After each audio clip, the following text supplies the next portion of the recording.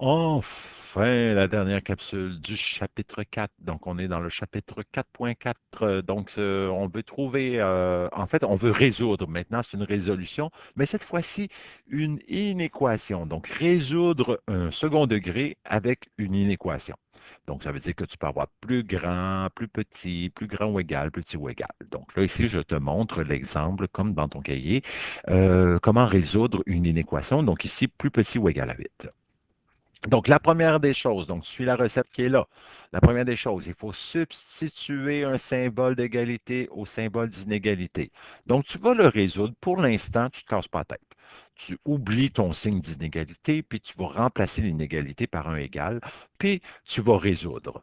Résoudre, ça veut dire que tu vas t'arranger pour que ce soit égal à zéro, évidemment. Il faut que ce soit égal à zéro. Donc, tu vas faire moins 8 d'un bord, moins 8 de l'autre. Donc, 2x2 moins 10x plus 8 est égal à zéro. Et là, ben, tu vas résoudre l'équation en utilisant soit la méthode, hein, là, tu es rendu dans tu fais un choix. Tu peux appliquer la méthode de complétion du carré ou appliquer la formule quadratique. Donc, le moins b plus ou moins la racine carrée de b2 moins 4ac. Donc, tu remplaces le A, le B, le C dans la formule. Tu regardes ici, touc, touc, touc, touc, touc. Donc là, tu sais comment faire. Tu es rendu bon, tu es rendu bonne. Donc, ton x1 vaut 4, ton x2 vaut 1. Donc, ce sont tes deux solutions à celui-ci. Qu'est-ce qu'on va faire maintenant avec ces deux solutions-là? Voici. On est rendu à la quatrième étape de ta recette.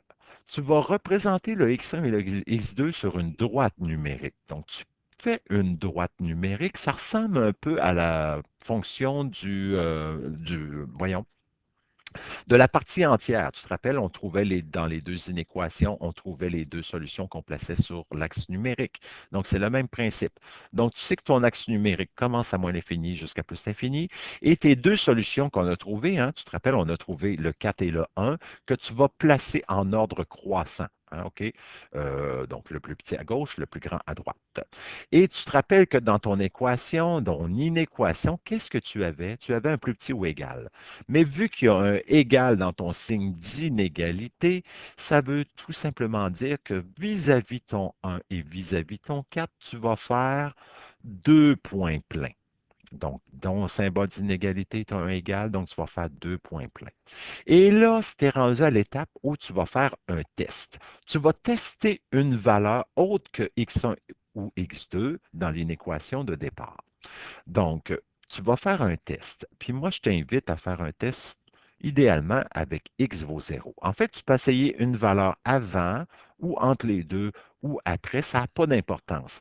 Mais moi, je t'invite, on va utiliser le test avec 0. Ça, c'est un conseil que je te donne. Ce n'est pas une obligation. Donc, tu aurais pu tester avec 2, tu aurais pu tester avec 8, 10 ou 1 million si tu veux. Mais moi, je t'invite à utiliser 0 parce que dans l'équation, ça va être facilement résolvable. Donc, tu prends ton inéquation de départ, qui est celle-ci, puis tu vas remplacer x par 0. Donc, je remplace. Tu sais que ton 0 il est situé avant 1. Donc, tu sais qu'il est là. Fait qu'on va faire le test. Donc, tu remplaces x par 0, ça fait 2 fois 0 à la 2, moins 10 fois 0 plus 16, plus petit ou égal à 8. Tu fais ton calcul, puis tu vas regarder si ça a du sens ou pas. Donc, si tu fais 2 fois 0, ça fait 0, moins 10 fois 0, ça fait 0. Donc, 0 moins 0, ça fait 0, plus 16, ça fait 16. Puis là, tu arrives avec 16 est plus petit que 8. Est-ce que ça a du sens? Non. Tu vas marquer c'est faux. Donc, ça veut dire que cette partie-là ici, que tu ne la prendras pas parce que c'est faux. Donc, on n'utilisera pas cette partie-là. Mais après ça, est-ce que tu vas être obligé de faire un test entre 1 et 4 pour voir si c'est vrai, puis ici pour voir si c'est vrai ou faux?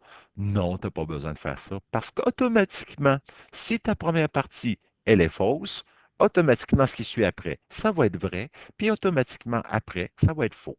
Parce qu'oublie pas ici ta parabole. C'est comme si tu avais une parabole ici qui croise et elle est ouverte vers le haut. Donc, ici, comme ça. Donc, elle fait ta parabole ici vers le haut. Fait que dans le fond, tu veux savoir quand est-ce que c'est plus grand que 8. Ben, à ce moment-là, ben, ça va être l'idée, ça va être entre les deux. Donc, plus petit que 8, mais plus petit, je disais plus grand, mais c'est plus petit, donc ça va être en bas.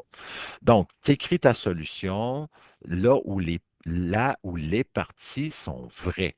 Donc, la partie vraie, c'est ici. Donc, ta solution, ça va être un intervalle qui débute à 1, qui se termine à 4. Donc, x appartient de 1 jusqu'à 4. Donc, voilà pour résoudre une inéquation. Je te fais un autre exemple. Donc là, ici, j'ai une forme canonique, hein. Tu reconnais la forme canonique avec le H, le K, puis on veut que ce soit plus grand que 400. Donc, tu remplaces le symbole. Donc, on suit la recette. Première étape, tu remplaces ça par un égal, puis tu vas résoudre. Mais là, cette fois-ci, pour résoudre, là, tu sais que là, on est dans la forme canonique. Tu isoles le X. À ce moment-là, tu prends pas la forme, la grande formule quadratique, où tu ne fais pas non plus la complétion du carré. Donc, à ce moment-là, ce qu'il faut faire, ben, tu isoles ta parenthèse à la 2. Donc, tu fais moins 256 d'un bord, moins 256 de l'autre, divise par 4, divise par 4. Donc, ici, si je te fais un rappel hein, avec la canonique, comment résoudre. Donc, après ça, tu fais racine carrée d'un bord, racine carrée de l'autre. N'oublie pas que rendu là, il fallait mettre plus ou moins 6. Alors, à ce moment-là, tu vas avoir tes deux inéquations. Tu vas avoir x moins 14 égale à 6, donc plus 14, ça fait 20. Puis x moins 14 égale moins 6, donc moins 6 plus 14, ça fait 8. Donc, ton x1 puis ton x2 et donne 20 et 8. Tu places ça sur la droite numérique, donc tu places tes deux valeurs, 8 et 20 en ordre croissant. Mais là, parce que tu n'as pas d'égal dans ton inéquation, tu vas mettre deux ronds vides. Donc, tu marques deux ronds vides et à ce moment-là, ben, tu fais le test avec 0. Donc, tu vas placer 0 ici dans ton équation initiale. Donc, ça va faire 0 moins 14 à la 2 fois 4 plus 256. Tu vas t'apercevoir donc que ça donne 1040 est plus grand que 400. Et à ce moment-là, ben là, tu vois que ça a du sens, tu vois que c'est vrai.